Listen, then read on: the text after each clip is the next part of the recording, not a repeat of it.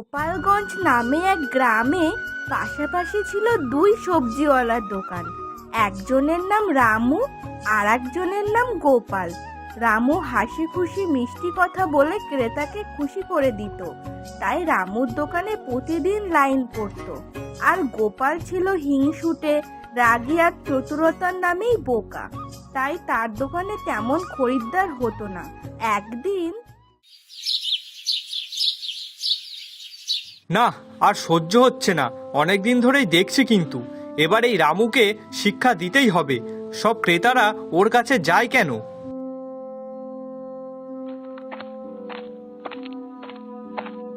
রামু, তোর কি আর কোনো কাজ নেই? এক তো তুই আমার দেখে দেখে সব সবজি আনবি, আর তারপরে আবার বাজারে সব লোকজনকে কি বশ করে রেখেছিস। একটা লোকও আমার দোকানে সবজি কিনতে আসে না, আর এই সব হচ্ছে সব তোর জন্য। চিন্তা করো না বন্ধু, তুমিও চেষ্টা করো, তুমিও সফল হবে। তুমি কি জানো না, অন্যের উন্নতি দেখে হিংসা করতে নেই। কিন্তু তুই ইচ্ছা করেই তো আমার দোকানের সব। আরে না না বন্ধু, তুমি আমাকে ভুল বুঝছো। ওই যে আমি বললাম না, তুমি চেষ্টা করো, দেখবে তুমিও একদিন ঠিক সফল হবে। তুই যতদিন এখানে দোকান দিয়ে আছিস ততদিন আমি সফল হতে পারবো না, তাই তোকে এখান থেকে যেভাবেই হোক আমাকে হাঁটাতেই হবে।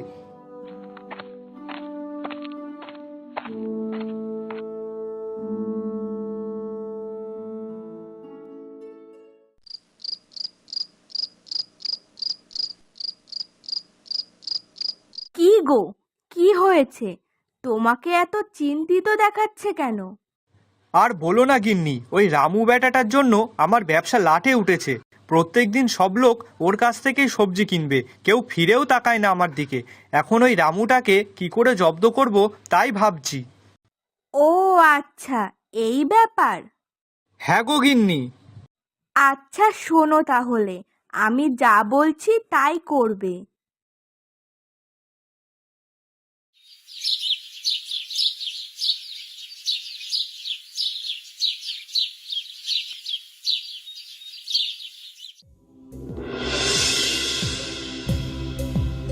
এই এই, ওই দেখ, গোপালের দোকানে সবজি 50% ছাড়। চল চল, শিগগিরই ওখানেই চল। হ্যাঁ হ্যাঁ, চলো সবাই।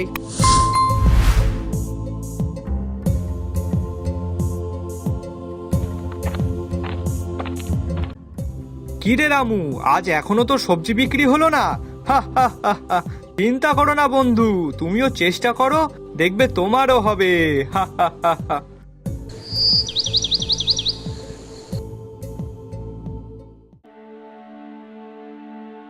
ছি দাদা, আপনি সবজি 50% ছাড় দিয়ে পচা সবজি বিক্রি করছেন, এটা কিন্তু আপনার করা ঠিক হয়নি। হ্যাঁ হ্যাঁ, একদমই ঠিক হয়নি। ইস, যা মনে হচ্ছে তাতে গোপালের কপালে আজ বিরাট দুঃখ আছে। হা হা হা।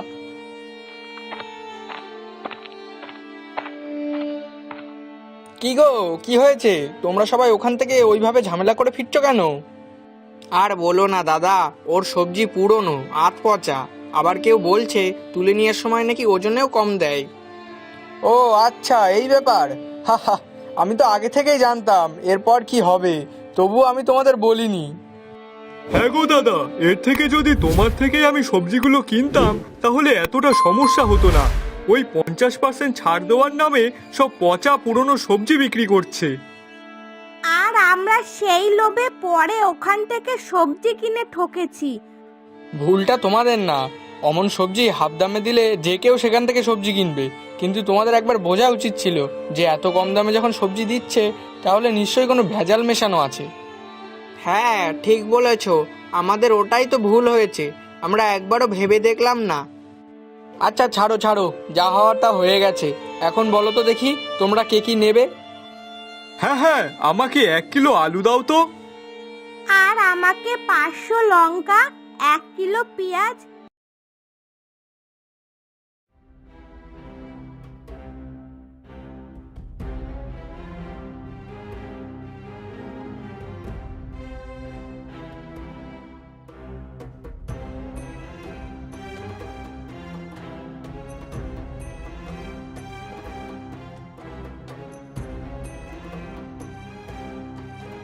তুই তো আজ ছাড় দিসনি, তবুও সবাই তোর কাছে কেন?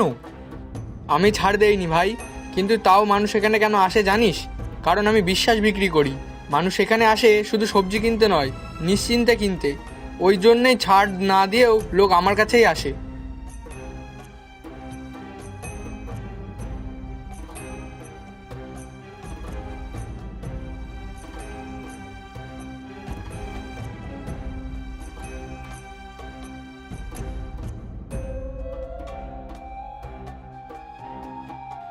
গিন্নি, আমাকে একটু জল দাও তো আগে।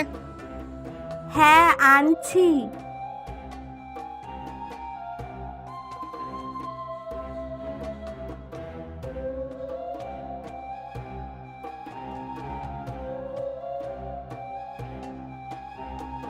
কি গো, কি হয়েছে? মাথা এত গরম কেন? আচ্ছা, মাথাটা একটু ঠান্ডা করো। আর কি হয়েছে সেটা আগে বলো। ওই রামুটাকে যতদিন না জব্দ করতে পারছি ততদিন আমার মাথা ঠান্ডা হবে না। কেন, আবার কি হলো?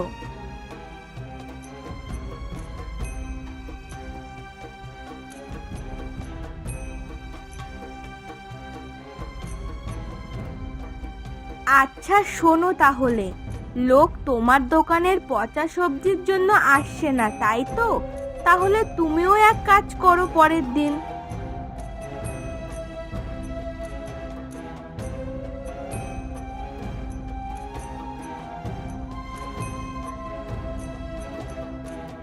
বাহ গিন্নি, বেশ ভালো একটা বুদ্ধি দিয়েছো।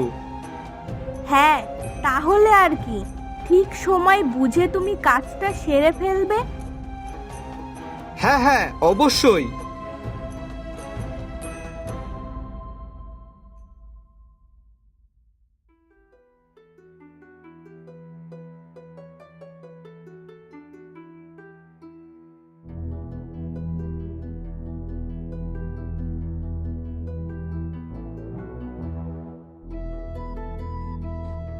কি গো রামু দাদা, তুমি কিছু বলবে না? না গো, আমি মুখে কিছু বলবো না, আমি কাজে করে দেখাবো। আচ্ছা তুমি একটু সরে দাঁড়াও তো।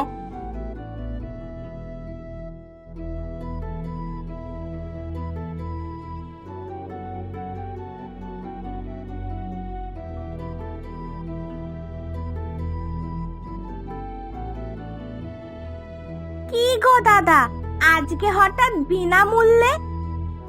হ্যাঁ, আজ টমেটোগুলো একটু পচা আছে তো, তাই বিনামূল্যেই। সে কি, তাহলে তুমি পচা টমেটো বিক্রি বা করছো কেন? আরে এইসব ওই গোপালের কাণ্ড, আমি নিজে চোখে দেখেছি। ছি ছি, গোপাল এই কাজ করেছে? না না, এবার থেকে ওর দোকানে আর মোটেই যাওয়া যাবে না। গ্রামবাসীরা সবাই বুঝে গেল কে আসলে দোষী, আর তাই সেদিন থেকে গোপালের দোকানে কেউ যায় না এবং সবাই তাকে এড়িয়ে চলে। যার ফলে কিছুদিন গোপাল খুবই হতাশ ছিল, আর একদিন সে নিজের ভুল বুঝতে পারে।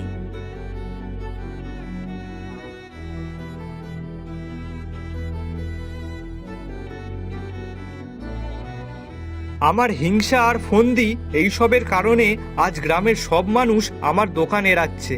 না, এইভাবে আর চলা যায় না। আমার সত্যিই এমন কাজ করা উচিত হয়নি। আমি সত্যিই ভুল করেছি। রামুর মতো বুদ্ধি আর সততা আমার নেই। এখন কি করা যায়? না না, আমি আজই রামুর কাছে গিয়ে ক্ষমা চাইবো।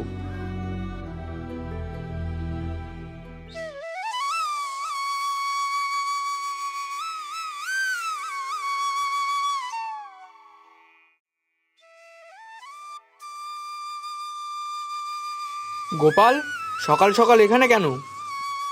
রামু ভাই, আমি ভুল করেছি। আমি হিংসা করেছি, ফন্দি বানিয়েছি।